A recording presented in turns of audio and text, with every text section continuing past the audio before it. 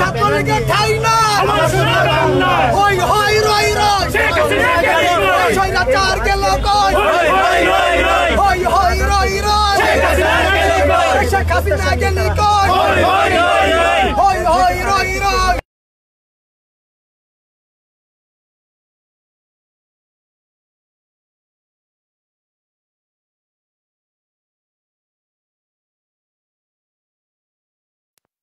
কবরে খুনি কেন ভারতে আমার ভাই কবরে খুনি কেন ভারতে আমার ভাই কবরে খুনি কেন ভারতে রশি লাগলে রশি নে হাসিনারে ফাঁসি দে রশি লাগলে রশি নে হাসিনারে ফাঁসি দে কাওয়া কাদেরে ফাঁসি দে সাদ্দাম রে ফাঁসি দে নিখিল রে ফাঁসি দে রশি লাগলে রশি নে খুনি হাসিনারে ফাঁসি দে রশি লাগলে হই হই রই রই টিভি হারুন গেল কই কাওয়া কাদের গেল কই সন্ত্রাসীরা গেল কই একটু কাই লিক গেলি কই সাদ্দামরা গেল কই ইনানরা গেল কই আমার সোনার বাংলা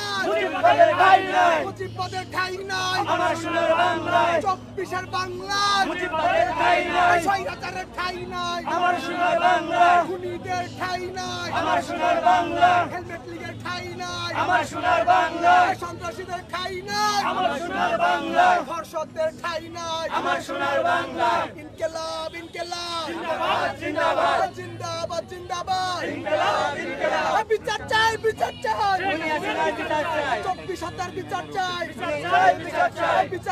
বিচার চাই শেখ হাসিনার বিচার চাই বিচার চাই স্বৈরাচারের বিচার চাই শাপলা হত্যার বিচার চাই বিচার চাই পিলখানা হত্যার বিচার চাই আগস্টের হত্যার বিচার চাই বিচার চাই 24 হত্যার বিচার চাই জুলাই হত্যার বিচার চাই পিলখানা হত্যার বিচার চাই শাপলা হত্যার বিচার চাই আমার সোনার বাংলা মুজিববাদের ঠাই নাই আমার সোনার বাংলা হেলমেট লীগের ঠাই নাই আমার সোনার বাংলা স্বৈরাচারের ঠাই নাই আমার সোনার বাংলা হেলমেট লীগের ঠাই নাই আমার সোনার বাংলা আবু সাঈদ মুগ্ধ শেষ হয়নি যুদ্ধ আবু সাঈদ মুগ্ধ স্বপন সাঈদ মুগ্ধ শেষ হয়নি যুদ্ধ আবু সাঈদ মুগ্ধ শেষ হয়নি যুদ্ধ ইনকিলাব জিন্দাবাদ ইনকিলাব জিন্দাবাদ মুজিববাদ মুর্দাবাদ মুজিববাদ 24-এর বাংলায় খুনিদের ঠাই নাই 24-এর বাংলায় জুলাইয়ের বাংলায় খুনিদের ঠাই নাই সন্ত্রাসীদের ঠাই নাই 24-এর বাংলায় আমার সোনার বাংলায় সন্ত্রাসীদের ঠাই নাই আমার সোনার বাংলায় আওয়ামী লীগের ঠাই নাই আওয়ামী লীগের ঠাই নাই আমার সোনার বাংলায় আওয়ামী লীগের ঠাই নাই আমার সোনার বাংলায় দর্শকদের ঠাই নাই আমার সোনার বাংলায় গুন্ডা লীগের ঠাই নাই আমার সোনার বাংলায় হেলমেট লীগের ঠাই নাই আমার সোনার বাংলায়। দর্শক আপনারা দেখছিলেন ধানমন্ডি 32-এর সামনে থেকে আমরা আপনাদেরকে যুক্ত করেছিলাম দেশ রূপান্তর লাইভে। এখানে কিন্তু স্লোগানে উত্তাল করে রেখেছেন এখানে যারা ছাত্র জনতার নাম নিয়ে তারা এসেছেন। এখানে আসা সবাই কিন্তু স্লোগান দিচ্ছেন। কিছুক্ষণ আগে আমরা দেখতে পেয়েছি আসলে এখানে মিষ্টি বিতরণ করছিলেন একটি সংগঠনের নেতাকর্মীরা। সেই মিষ্টি বিতরণ শেষে কিন্তু তারা মুজিববাদ স্লোগান দিয়ে উত্তাল করে। দর্শক আপনারা দেখছেন এখনো কিন্তু সেই মিষ্টি বিতরণ চলছে, যে মিষ্টি আমরা বিতরণ করতে দেখছিলাম। আচ্ছা, মিষ্টি বিতরণ নিয়ে কিছু বলবেন? আসলে আজকে আমরা 15 আগস্ট উপলক্ষে 1975 সালে শেখ মুজিবুর মতো একজন বাকশালী স্বৈরাচারের পতন এবং এদেশের মানুষ যে মুক্তি পেয়েছিল, মুক্তি মানে নাজাত পেয়েছিল, সেই নাজারটাকে আমরা পুনরায় স্মরণ করতে আজকে এখানে এসেছিলাম এবং সেই উপলক্ষে এখানে মিষ্টি বিতরণ করেছি। দর্শক আপনারা দেখছিলেন মিষ্টি বিতরণ শেষে কিন্তু তারা বলছিলেন সেই ঐতিহাসিক ঘটনার কথা আমরা বলছিলেন তারা, আমরা আপনাদেরকে শোনাচ্ছিলাম। দর্শক আমরা আরও কয়েকজনের সঙ্গে কথা বলবো। আপনারা দেখছেন আমরা আরেকজনের সঙ্গে একটু কথা বলবো। ভাই আপনি কথা বলেছিলাম আগে, আপনি বলেন যে মিষ্টি বিতরণ করলেন যে সেটা কি উদ্দেশ্যে? জি, আমরা জানি 1975-এর 15ই আগস্ট, আজ থেকে 50 বছর আগে আমরা যেটা বলছি জাতীয় নাজাত দিবস, নাজাত মানে মুক্তি, আমরা বাকশাল থেকে মুক্ত হয়েছিলাম। বাকশাল থেকে মুক্ত হওয়ার ফলে ওই দিন দেখা গেছে যে সারা বাংলাদেশের মানুষ উদযাপন করেছিল, বাংলাদেশের প্রত্যেকটা মিষ্টি দোকান খালি হয়ে গেছিলো। আমরা 50তম মানে আবার 50 বছর এটা পূর্তি উপলক্ষে এটা হচ্ছে একটা উদ্দেশ্য, প্রথম উদ্দেশ্য। দ্বিতীয় উদ্দেশ্য হচ্ছে আজকে আরেকটা খুশির দিন, খুশির দিবস, যে বাংলাদেশের 3বার সফলতম প্রধানমন্ত্রী বেগম খালেদা জিয়ার আজকে জন্মদিন। এই দুইটা উদ্দেশ্য একসঙ্গে নিয়ে আমরা মিষ্টিমুখ করাচ্ছি। 72 থেকে 75-এর শাসন কেমন ছিল আপনারা কি জানেন?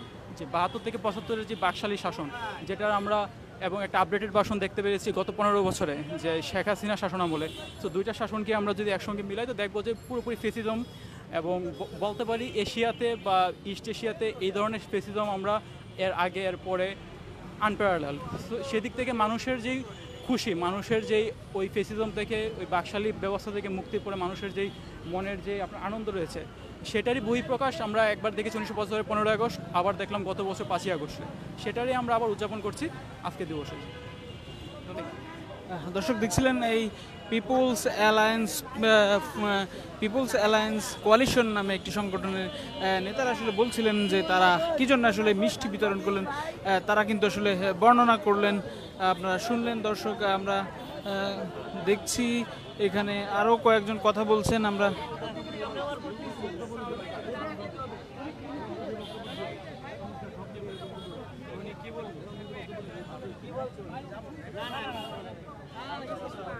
দর্শক আপনারা দেখছেন এখানে কিন্তু আস্তে আস্তে কিন্তু মানুষের উপস্থিতি বাড়ছে এবং স্লোগানও কিন্তু সেই বাড়ছে।